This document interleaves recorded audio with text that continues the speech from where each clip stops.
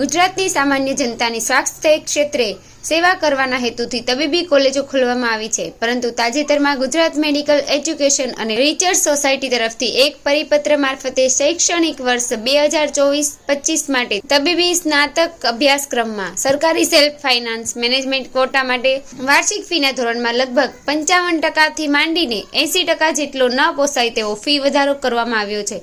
જેના વિરોધમાં આમ આદમી પાર્ટી સુરતના નેતાઓ દ્વારા વિરોધ પ્રદર્શન યોજીને કલેક્ટરને આવેદનપત્ર આપવામાં આવ્યું હતું। જનરલ કોટા માટે વાર્ષિક ફી ₹5.50 લાખ અને મેનેજમેન્ટ કોટા માટે ફી 13 લાખ જાહેર કરવામાં આવી છે। આ વાર્ષિક ફી ગત વર્ષે જોઈએ તો આ લેવામાં આવી હતી, જે આ વર્ષથી લાગુ કરેલી ફી ડબલ કરતા બમણી કરવામાં આવી છે। લાગુ કરેલ ફી વધારાથી જનરલ કોટામાં પ્રવેશ પામનાર વિદ્યાર્થી પોતાની MBBSની ડિગ્રી 21 લાખથી મેળવતો હતો, તે આ વર્ષથી વધીને મેનેજમેન્ટ કોટામાં 40.50 લાખમાં મેળવતો થશે। આપના નેતાએ કહ્યું છે કે સરકાર ગુજરાતની જનતા સમક્ષ વારંવાર મોટા ઉપાડે ડબલ એન્જિન અને સંવેદનશીલ સરકારના નારાઓ લગાવે છે। શું આ રીતે ગરીબ અને મધ્યમ વર્ગના બાળકો પોતાના ડોક્ટર બનવાનું સપનું પૂર્ણ કરશે? બીજું કે કદાચ આ રીતે ડોક્ટર બન્યા પછી પણ તે સમાજના લોકોની આરોગ્યપ્રદ સેવાઓ કરશે કે પછી અભ્યાસક્રમ કાળ દરમિયાન તેને માથે ચડી ગયેલ આર્થિક બોજને પહોંચી વળવા માટે સામાન્ય જનતાના ખિસ્સા ઉપર કાતર મૂકશે,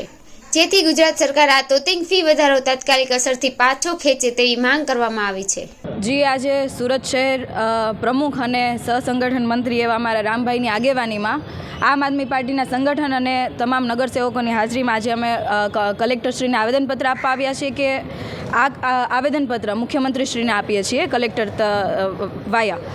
અમારું આવેદનપત્ર એટલા માટે આજે આપવા આવ્યા છીએ કે આપણને બધાને ખબર છે કે સંવેદનશીલ સરકાર અને ભારતીય જનતા પાર્ટીની સરકાર જે કહેવાય કે ડબલ એન્જિનની સરકાર છે, જ્યારે ગુજરાતની જનતા નારા લગાવતી હોય કે ભાઈ સંવેદનશીલ સરકારના નારા લગાવતી હોય, પરંતુ જે પ્રમાણે આજે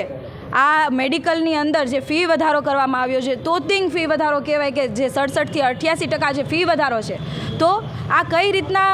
કોઈ પણ વાલીઓને કોઈ પણ વિદ્યાર્થીઓને પોસાય? આજે આપણે એવું વિચારીએ છીએ કે આપણા દેશના ભવિષ્યને ઉજ્જવળ બનાવીએ। આજે યુવાઓનો દેશ છે, યુવાઓ જ્યારે મેડિકલની અંદર પોતાનું કરિયર બનાવવા માંગતા હોય, ડૉક્ટર બનવા માંગતા હોય, પરંતુ જ્યારે આવી રીતના ફી વધારો કરવામાં આવે ત્યારે બાળક અથવા તો વિદ્યાર્થી છે એ કઈ રીતના ડૉક્ટર બનવાના સપના પૂરા કરી શકશે? કઈ રીતના આપણે આપણા દેશની અંદર જે સેવા માટે જે આપણે કહેવાય ભગવાનનું બીજું રૂપ એટલે ડૉક્ટર કહેવાય, તો કઈ રીતના ડૉક્ટર બની શકશે? આજે હું વાત કરું કે જે GMERS દ્વારા જે ફી વધારો કરવામાં આવ્યો છે, તો આ ફી વધારો પાછો ખેંચવા માટે અમારી આમ આદમી પાર્ટીની આખા ગુજરાતની અંદર તમામ જગ્યાએ આવેદનપત્ર આપીએ છીએ કે તાત્કાલિક ધોરણે આ ફી વધારો પાછો ખેંચવામાં આવે। જો ફી વધારો પાછો ખેંચવામાં નહીં આવે તો આવનારા સમયની અંદર વિદ્યાર્થીઓ વાલીઓને સાથે રાખીને આંદોલન કરીશું।